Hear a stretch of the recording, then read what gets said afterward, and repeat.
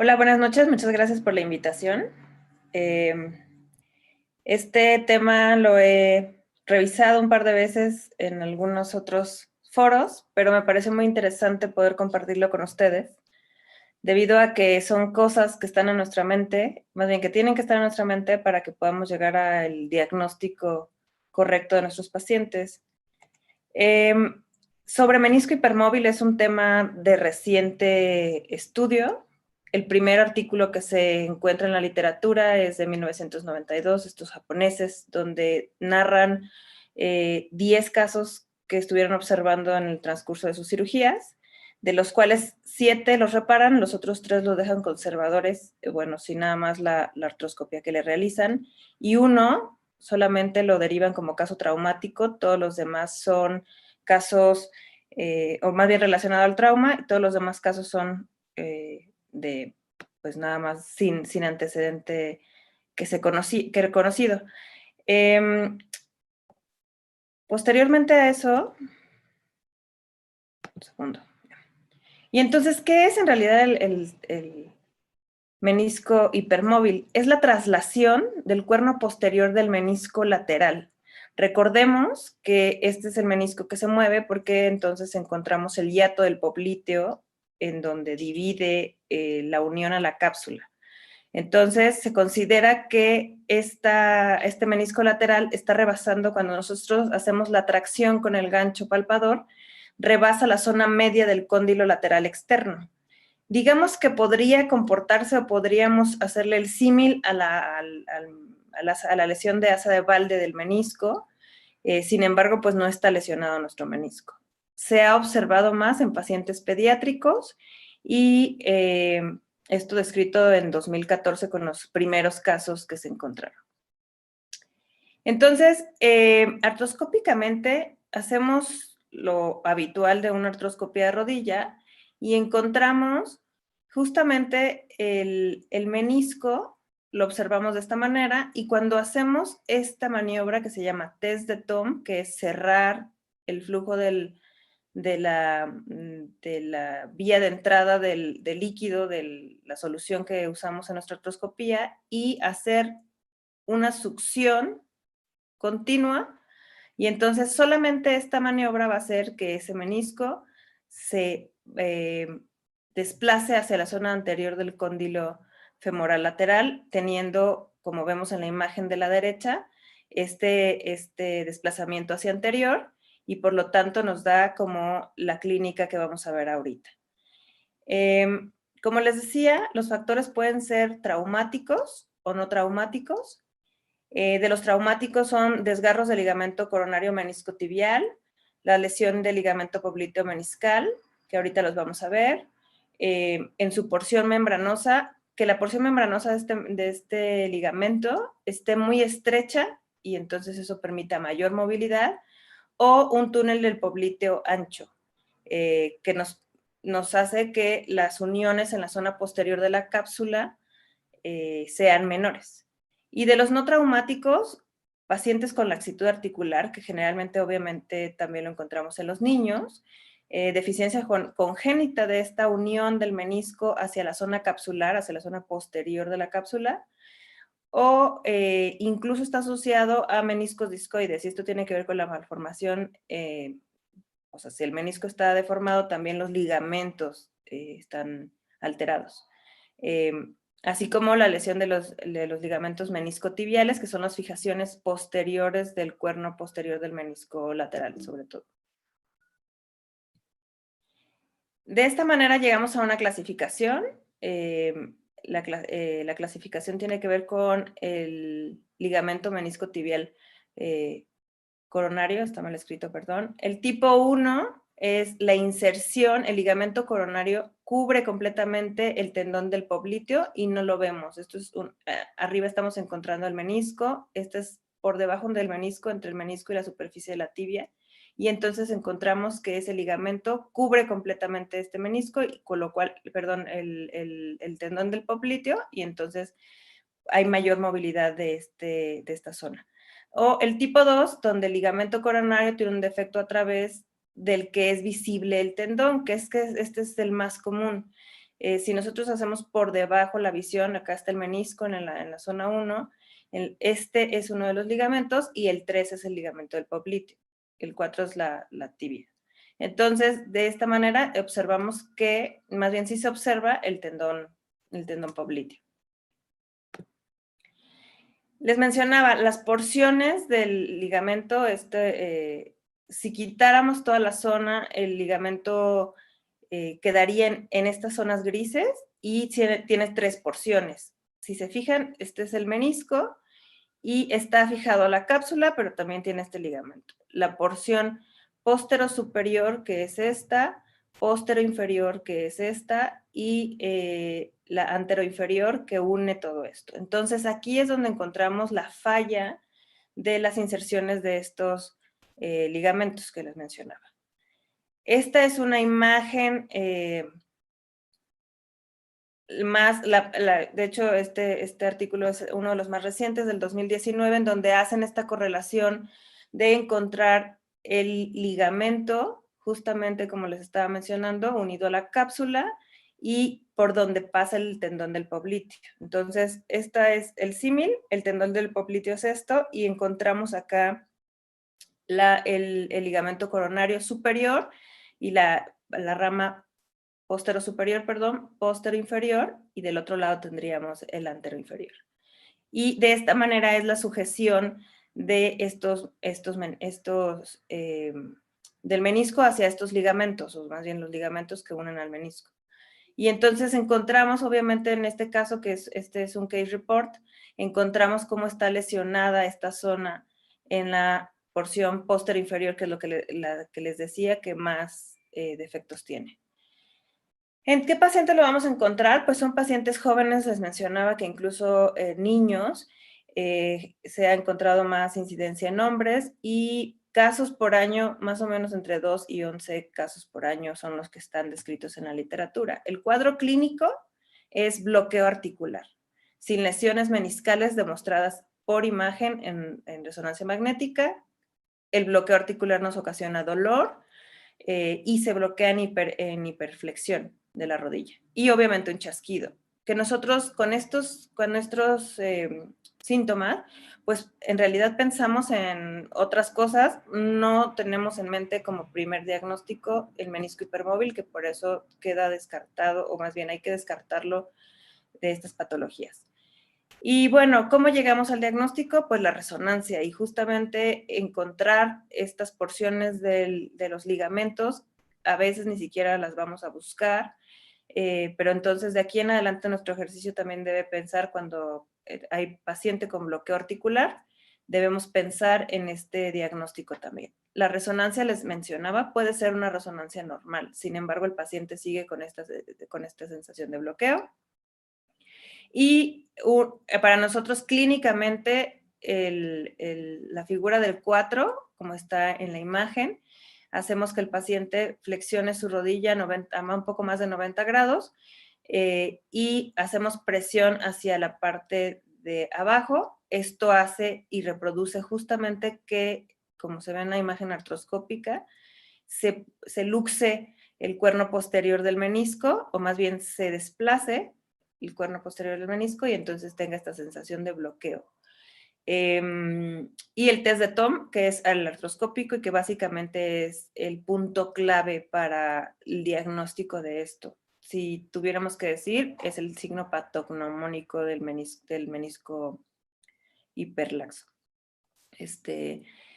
En resonancia magnética les estaba mencionando, hasta el 92% de las series se han encontrado normales y el 8% lo describe como asa de Valde y esto se relacionó a que el paciente tenía el bloqueo en ese momento. Entonces, el desplazamiento pues puede no estar y no ser tan evidente.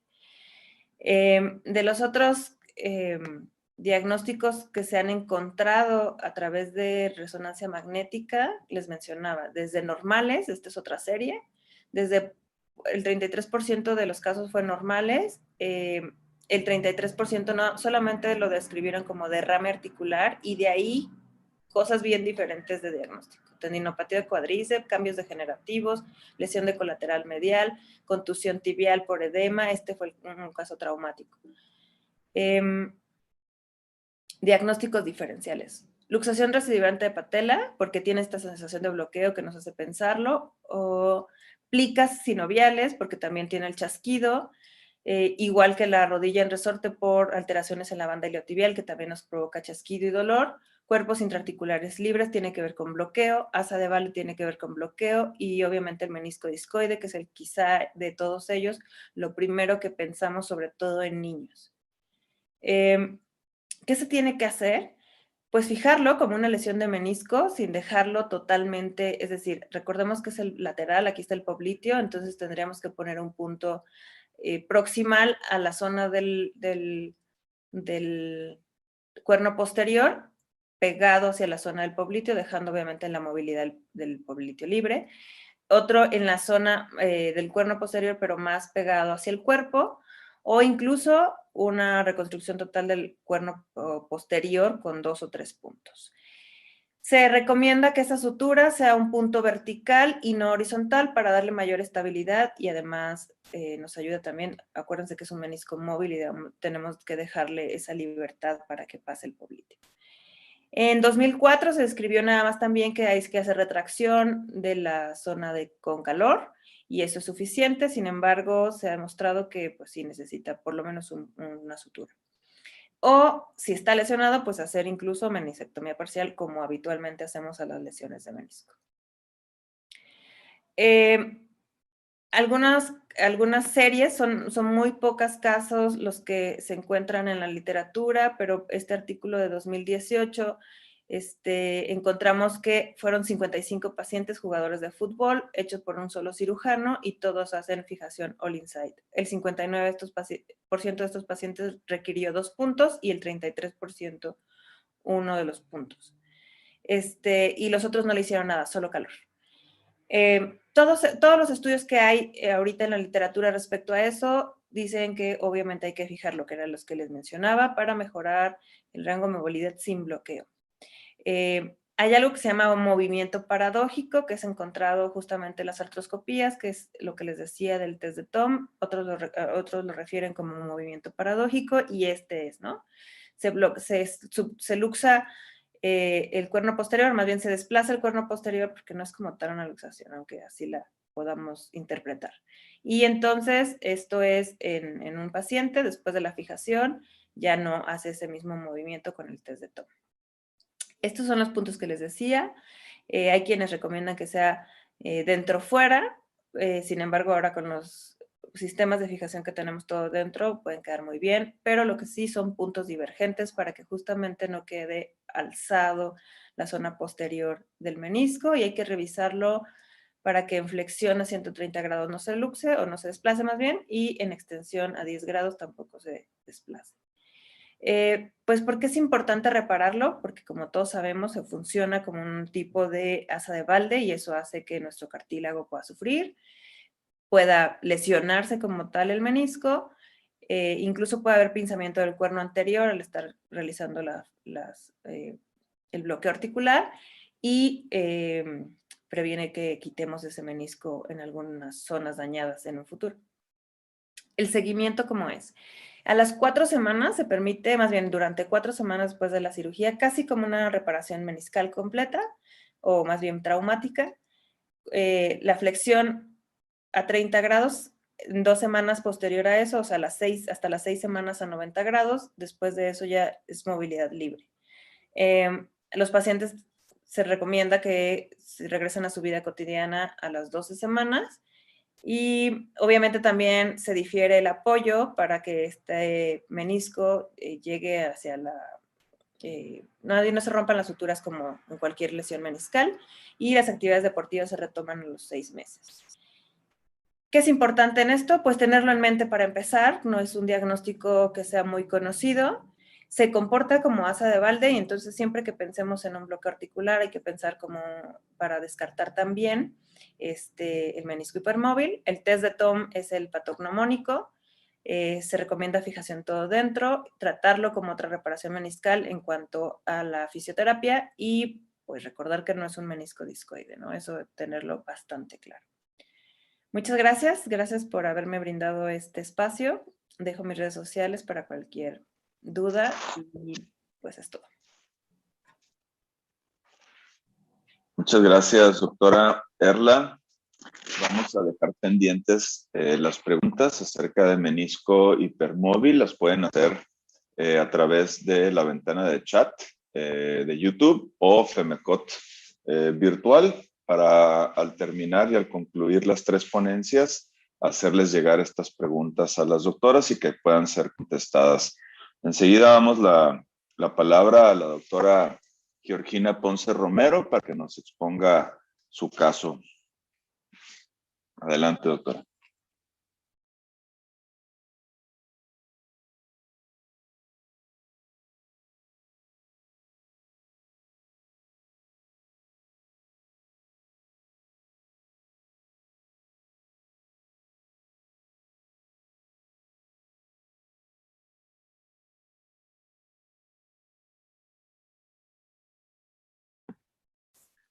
Perdón, ahora sí.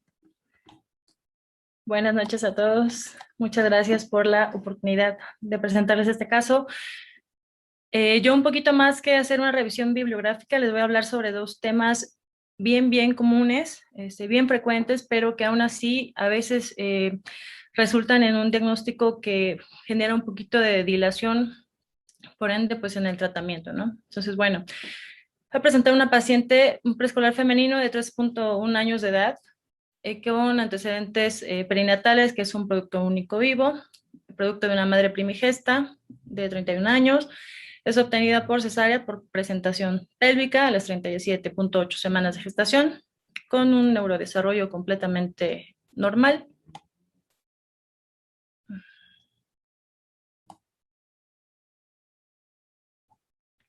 Corre.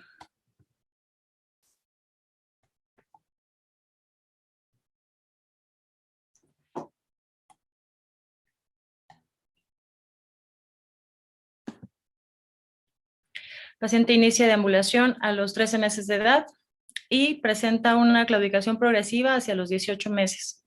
Entonces acuden con un primer facultativo quien atribuye el patrón de marcha a la edad de la paciente.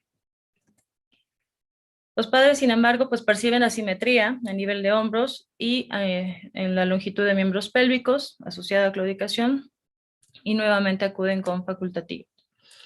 Se maneja en este momento con un diagnóstico de discrepancia en extremidades a expensas de miembro pélvico derecho y se documenta únicamente mediante medición manual, ¿no? Entonces, de los antecedentes terapéuticos de importancia es que esta paciente con ese diagnóstico de discrepancia de extremidades recibe un manejo ortopédico mediante ortesis plantares y calzado ortopédico desde los 18 meses y se continúa así durante 19 meses, ¿no? Entonces, bueno, se emplea en un inicio un alza a calzado de 1.5 centímetros para el pie derecho y se refiere también a rehabilitación por observarse una actitud escoliótica. Entonces, bueno, los padres se mantienen pendientes y notan la presencia de pliegues cutáneos a nivel de muslo, tanto en cara medial como posterior en tercio proximal, y pues notan que esto genera rosaduras constantes y presenta caídas recurrentes, ¿no? Entonces eso los lleva a que abandonen el empleo de manera regular de las órtesis y el calzado ortopédico que se les habían indicado, así como el alza, ¿no? Y perciben un incremento en la claudicación. Por esto acuden nuevamente a facultativo y este indica únicamente un incremento en el alza del calzado, ¿no? Y solicitan, por ende, pues una opinión médica distinta a los papás de la nena, ¿no? Entonces, bueno, aquí tenemos el eje fundamental o el evento iatrotrópico que tuvimos aquí fue la claudicación, ¿no? Aquí es importante recalcar, pues, cuándo inició, si es uni o bilateral, si hay algún antecedente traumático, si hay presencia de rigidez, a qué edad se presenta, ¿no? El sexo del paciente es importante, por supuesto, si hay asimetrías, qué fases de la marcha están afectadas. Y entonces, bueno, al llegar a consulta en la exploración física, la paciente pues tiene una marcha claudicante, evidentemente con una ampliación de la base de sustentación con progresión neutra en miembro pélvico izquierdo y una progresión positiva para el miembro pélvico derecho, ¿no? Hay presencia de asimetría de pliegues cutáneos con Galeazzi positivo, a expensas de la derecha. Los arcos de movilidad de cadera se exploran intencionadamente y encontramos una limitación sobre todo de la flexión, ¿no?, de la abducción y de la rotación externa para la cadera derecha.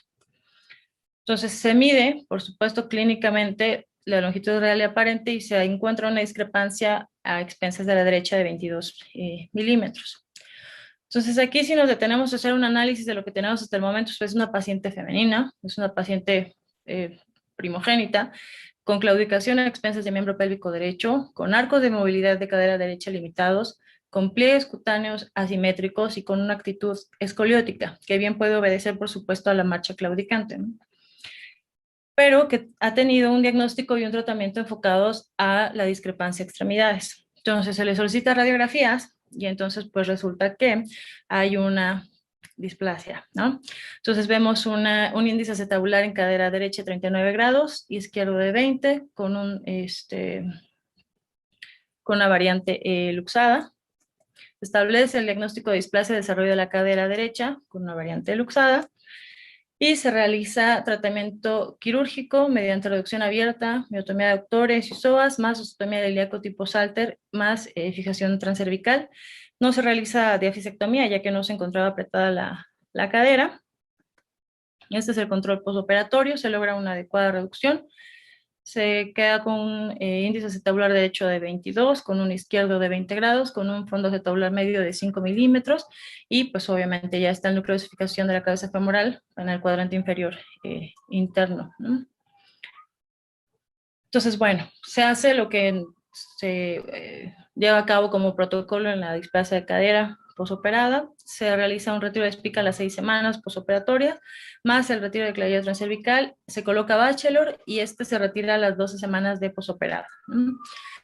Al año, que ya se ve la consolidación adecuada de la osteotomía, se realiza el retiro de los clavillos y se explora clínicamente que hay la presencia de una marcha con aducto antepié bilateral.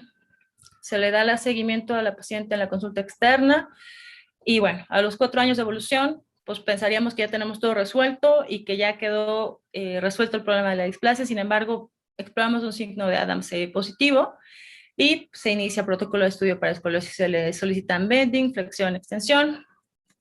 Y bueno, de recalcar, la AP con un COV-AP de T5 a T12 de 11 grados y lumbar de L1 a L5 de 13 grados. Se establece el diagnóstico de escoliosis idiopática juvenil toracolumbar leve. Por supuesto, se inicia manejo conservador. La paciente es enviada al servicio de medicina física y rehabilitación y se dan recomendaciones de higiene de columna y de actividad deportiva. Se le recomienda la realización de natación, ¿no? Entonces, si hacemos una remembranza, pues tenemos no solamente la presencia de la claudicación, sino la presencia de defectos posturales asociados, ¿no? Entonces, es muy importante aquí ver si está asociado a factores neuromusculares, si es idiopática, cuándo inician estos, si hay deformidades flexibles, ¿no? Y por supuesto, cómo responde al tratamiento, en este caso, pues, tanto ortésico, conservador, rehabilitatorio, ¿no? Esa es la presentación del caso clínico. Me pareció importante comentarlo, pues porque es algo bien frecuente que a menudo nos conduce a tener que hacer tratamientos ulteriores un poquito más invasivos y que a menudo no tienen la evolución que quisiéramos. Muchísimas gracias, doctora. Un caso muy interesante. También por el hecho de que como médicos especialistas en ocasiones tendemos a enfocarnos nada más en una sola patología por paciente, cuando el paciente puede tener coexistiendo más de una patología y a cada una hay que darle su seguimiento y tratamiento oportuno con un diagnóstico de base, ¿no? Muy interesante. Vamos a esperar que el resto de los asistentes nos hagan llegar sus preguntas. La invitación sigue en pie para que a través del chat en vivo de la página de YouTube de FEMECOT nos planteen sus preguntas. Y bueno, la doctora Teresita de Jesús Vera, nuestra secretario. Adelante, doctora, le damos la palabra.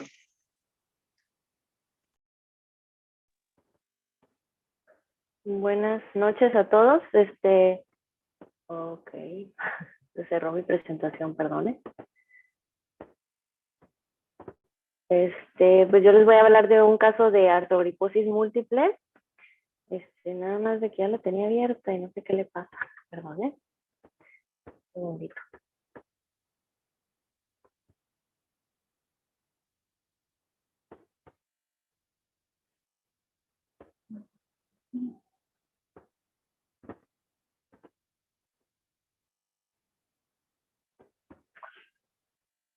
Ya lo revisamos 1000 veces el sistema y justo cuando va a empezar pasan estas cosas, perdón. Suele pasar, no se preocupe, doctora. Ok. Y ahí va. A ver. Listo. Ahí está, ¿no? Ok. Muy bien, entonces yo les voy a presentar un caso breve de artrogriposis múltiple y les voy a platicar un poquito acerca de la enfermedad. Tengo una paciente femenina de 20 días de nacida. Esto fue en junio del 2012, o sea que recién desempacada de la alta especialidad, que llegué yo aquí en marzo y me llega un paciente así. Me llega con diagnóstico de acondroplasia, producto de la primera gesta, nació por cesárea, por presentación pélvica, sin antecedentes relevantes heredofamiliares ni durante el embarazo y se egresa en binomio. Estudiaron a la paciente para anormalidades abdominales y torácicas y no se encontró nada. Pero pues viendo a la bebé, pues vemos la actitud que tienen sus extremidades superiores, el nevo eritematoso en la frente y nariz, pues estos más bien son consistentes con la enfermedad de artrogriposis y no necesariamente, no acondroplasia, ¿no? Entonces, estos son sus pies, en posición de equinovaro, bastante rígido, y lo que vemos de datos de complejidad de estos pies es la presencia del pliegue posterior y el pliegue medial. Otra cosa importante que vemos es que prácticamente no tiene muchos pliegues a nivel de la rodilla, entonces eso habla pues también de disminución de la movilidad de las rodillas. Le hicimos ese mismo día se hizo un ultrasonido de cadera y se observó que tenía luxación de la cadera izquierda y la cadera derecha con subluxación. Empezamos a trabajar con sus pies, se le colocaron 10 yesos semanales y después de ahí se le hizo tenotomía del tendón de Aquiles y se manejó con la barra aductora. Y pues como muchas veces está cantado con este tipo de pacientes, pues presentó recidiva. De nuevo le colocamos yesos correctores y en marzo del 2013, a la edad de 9 meses, de vuelta le hicimos tenotomía del tendón de Aquiles. Y pues acuérdense que seguimos con esa cadera luxada, ¿no? Entonces aquí una decisión fue hacer una reducción abierta vía inguinal por haber sido una luxación unilateral de cadera. Se le hizo un abordaje de Ludlow, primero se le hizo la artrografía y de ahí se constató la reducción de la cadera y este fue su seguimiento en octubre del 2013 y después en abril del 2014 seguimos con pues subluxación y la displasia acetabular franca, ¿no? Se nos ocurrió hacerle una liberación posteromedial en el 2014 para la presencia de la recidiva del pie equinovaro y ahorita les voy a mostrar unas radiografías y obviamente en marzo del 2016 tuvo recidiva del pie equinovaro y nos decidimos enfocarnos en la cadera y en octubre del 2016 le hicimos una osteotomía pélvica tipo Pemberton. Estos son los pies de la niña en noviembre del 2018 y vemos, pues, esto es una radiografía en decúbito y vemos cómo están sus pies pues pues para nada corregidos, para nada funcionales, para nada enferulables. Esta es una radiografía, un eje mecánico y aquí lo interesante del eje pues no tiene discrepancia, pero vemos cómo está tomado con férulas y cómo está apoyando prácticamente en equino la paciente.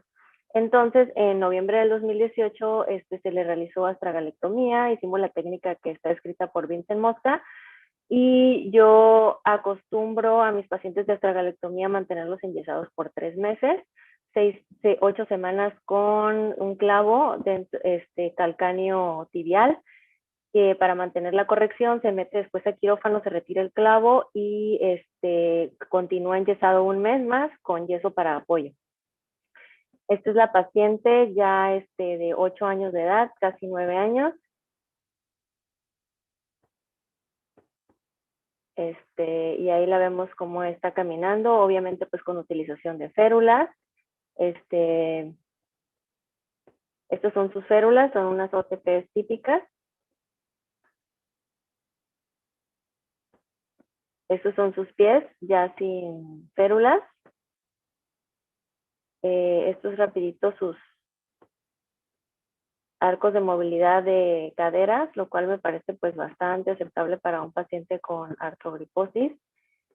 Esta es la cadera operada, eso tiene un poquito de limitación para la flexión, la abducción se mantiene pues bastante razonable y movilidad de las rotaciones. La flexión de la rodilla del lado izquierdo tiene menor flexión que la derecha y pues obviamente tenemos pies totalmente rígidos, ¿no? Prácticamente no le realizan flexo-extensión ni movimientos de varo-valgo, pero pues tenemos pies plantígrados enferulables.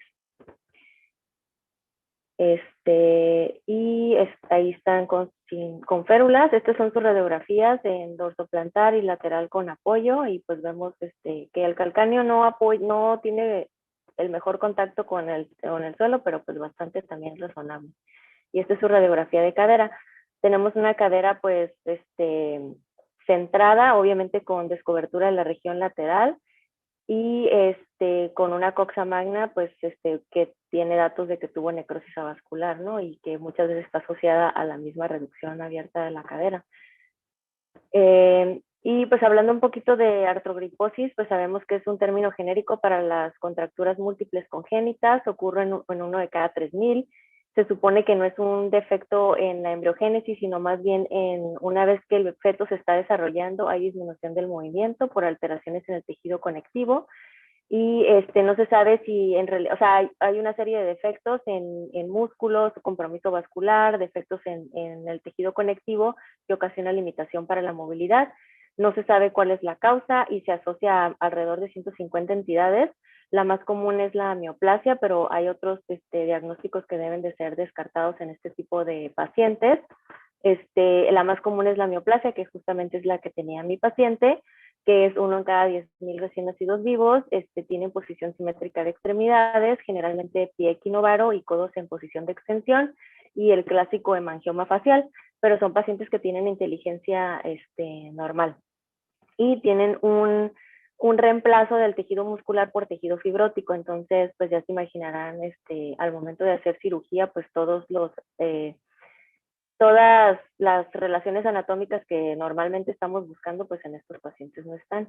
¿Qué metas tenemos? Pues tenemos pacientes que lograr tener más independencia, más funcionalidad. Entonces buscamos que el paciente tenga un desarrollo psicomotor más parecido a lo normal, tratar de alcanzar la deambulación, y en la fase adulta pues que tengan la mayor independencia funcional, de comunicación, y que puedan realizar la mayor cantidad de actividades de la vida diaria.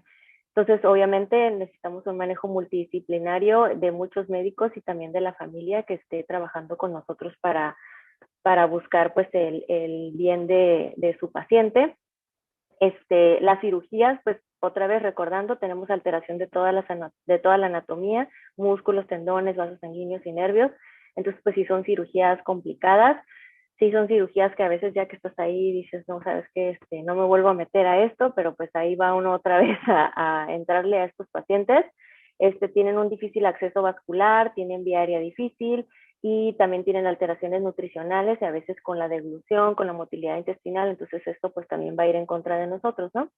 En cuanto a las metas musculoesqueléticas, pues optimizar la comodidad y facilitar la bipedestación de los pacientes y minimizar la morbilidad a largo plazo. El manejo médico pues es corregir en cuanto nacen, empezar a trabajar con ellos y ir mejorando las posturas a través de férulas, a través de terapia física.